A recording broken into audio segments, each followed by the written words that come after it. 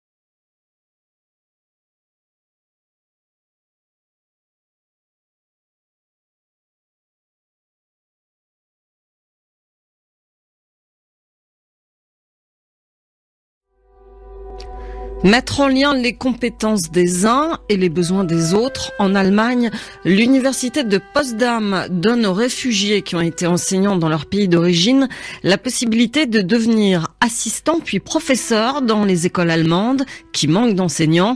Ce projet pilote intitulé Refugees Teacher Welcome fonctionne déjà. Reportage à Potsdam de Déborah Berlioz.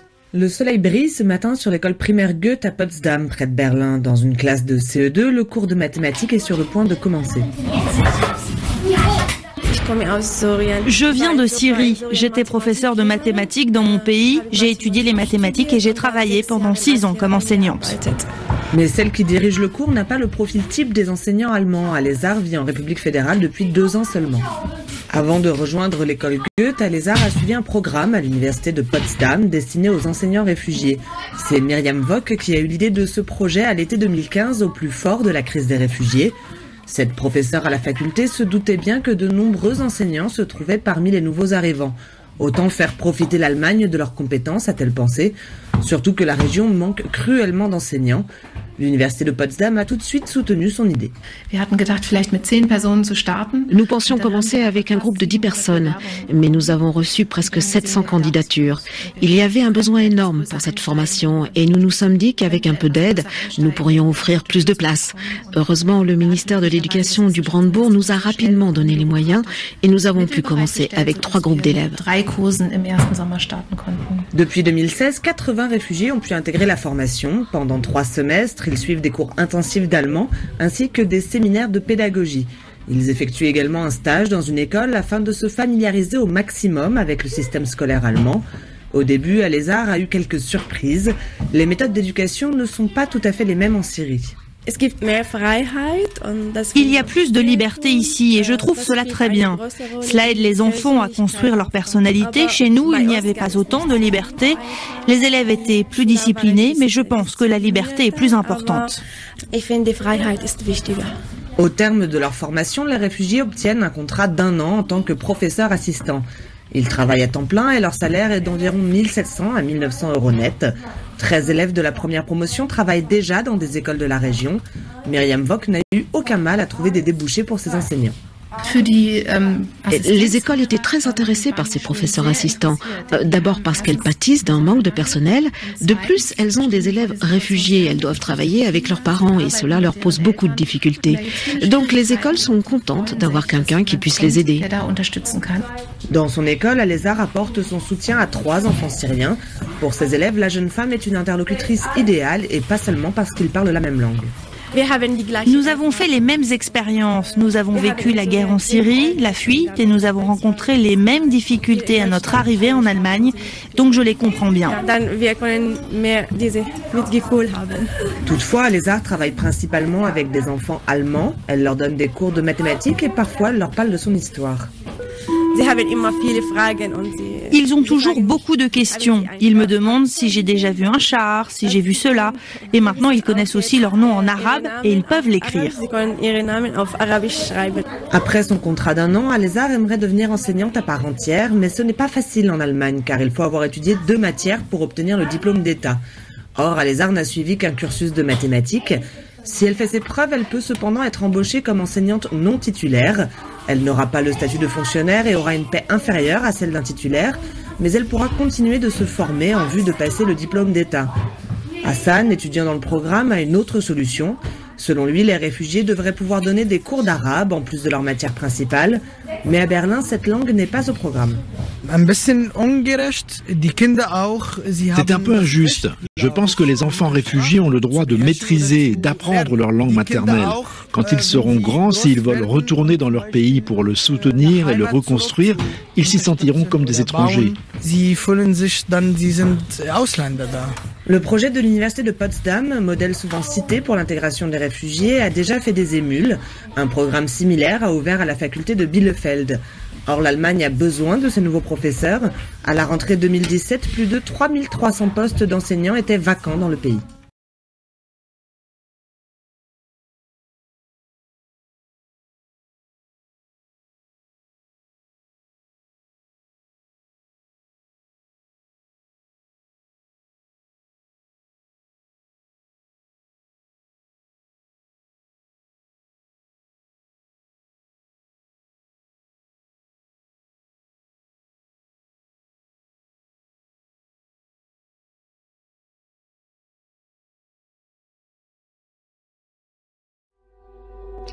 Mettre en lien les compétences des uns et les besoins des autres. En Allemagne, l'université de Potsdam donne aux réfugiés qui ont été enseignants dans leur pays d'origine la possibilité de devenir assistants puis professeurs dans les écoles allemandes qui manquent d'enseignants. Ce projet pilote intitulé Refugees Teacher Welcome fonctionne déjà. Reportage à Potsdam de Deborah Berlioz. Le soleil brille ce matin sur l'école primaire Goethe à Potsdam, près de Berlin. Dans une classe de CE2, le cours de mathématiques est sur le point de commencer. Je viens de Syrie. J'étais professeur de mathématiques dans mon pays. J'ai étudié les mathématiques et j'ai travaillé pendant 6 ans comme enseignante. Mais celle qui dirige le cours n'a pas le profil type des enseignants allemands. Lézard vit en République fédérale depuis 2 ans seulement. Avant de rejoindre l'école Goethe, Lézard a suivi un programme à l'université de Potsdam destiné aux enseignants réfugiés. C'est Myriam Vock qui a eu l'idée de ce projet à l'été 2015, au plus fort de la crise des réfugiés. Cette professeure à la faculté se doutait bien que de nombreux enseignants se trouvaient parmi les nouveaux arrivants.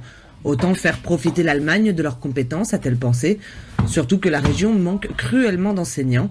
L'université de Potsdam a tout de suite soutenu son idée.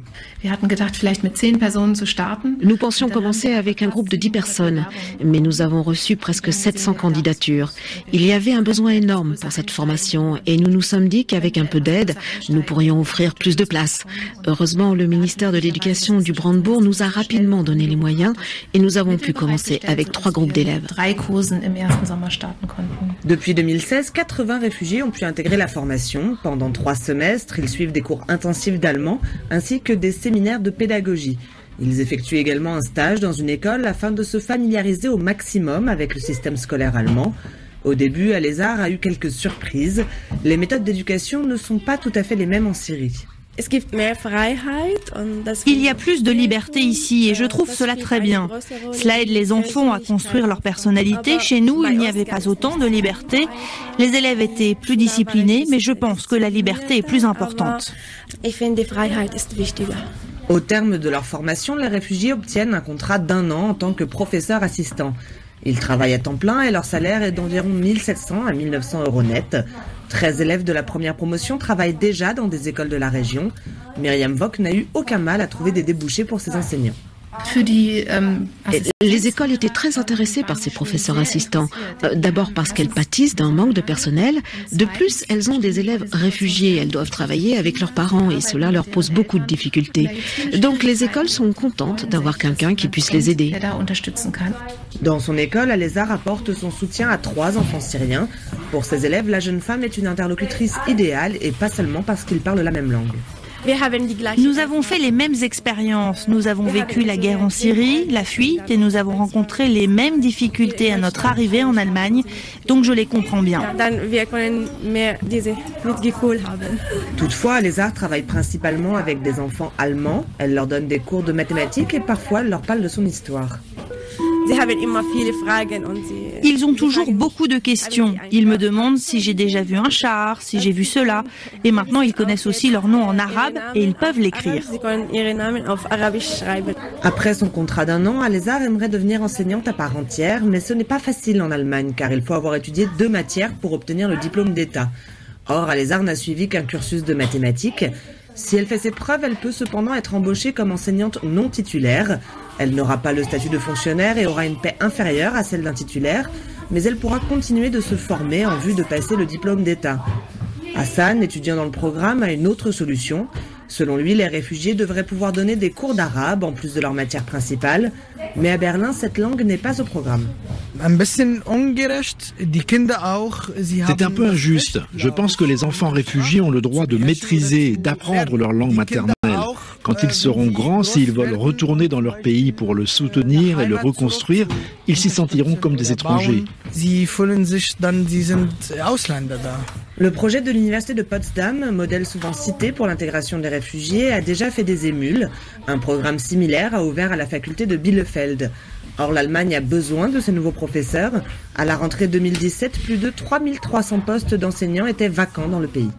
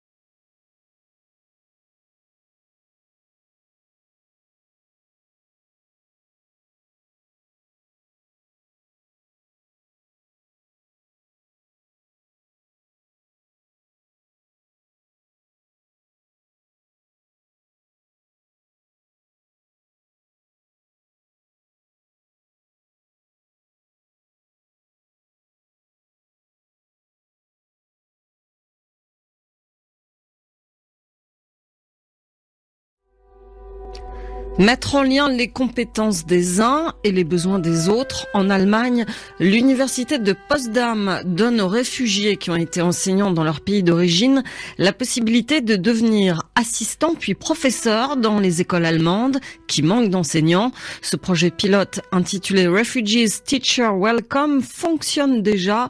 Reportage à Potsdam de Deborah Berlioz.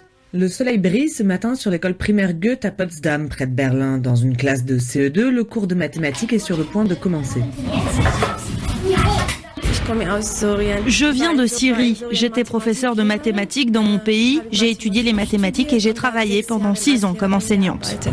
Mais celle qui dirige le cours n'a pas le profil type des enseignants allemands. Alezar vit en République fédérale depuis 2 ans seulement. Avant de rejoindre l'école Goethe, Alezar a suivi un programme à l'université de Potsdam destiné aux enseignants réfugiés. C'est Myriam Vock qui a eu l'idée de ce projet à l'été 2015, au plus fort de la crise des réfugiés. Cette professeure à la faculté se doutait bien que de nombreux enseignants se trouvaient parmi les nouveaux arrivants. Autant faire profiter l'Allemagne de leurs compétences, a-t-elle pensé, surtout que la région manque cruellement d'enseignants. L'université de Potsdam a tout de suite soutenu son idée. Nous pensions commencer avec un groupe de 10 personnes, mais nous avons reçu presque 700 candidatures. Il y avait un besoin énorme pour cette formation et nous nous sommes dit qu'avec un peu d'aide, nous pourrions offrir plus de places. Heureusement, le ministère de l'Éducation du Brandebourg nous a rapidement donné les moyens et nous avons pu commencer avec 3 groupes d'élèves. Depuis 2016, 80 réfugiés ont pu intégrer la formation. Pendant 3 semestres, ils suivent des cours intensifs d'allemand ainsi que des séminaires de pédagogie. Ils effectuent également un stage dans une école afin de se familiariser au maximum avec le système scolaire allemand. Au début, Alezar a eu quelques surprises. Les méthodes d'éducation ne sont pas tout à fait les mêmes en Syrie. Il y a plus de liberté ici et je trouve cela très bien. Cela aide les enfants à construire leur personnalité. Chez nous, il n'y avait pas autant de liberté. Les élèves étaient plus disciplinés, mais je pense que la liberté est plus importante. Au terme de leur formation, les réfugiés obtiennent un contrat d'1 an en tant que professeur assistant. Ils travaillent à temps plein et leur salaire est d'environ 1700 à 1900 € net. 13 élèves de la première promotion travaillent déjà dans des écoles de la région.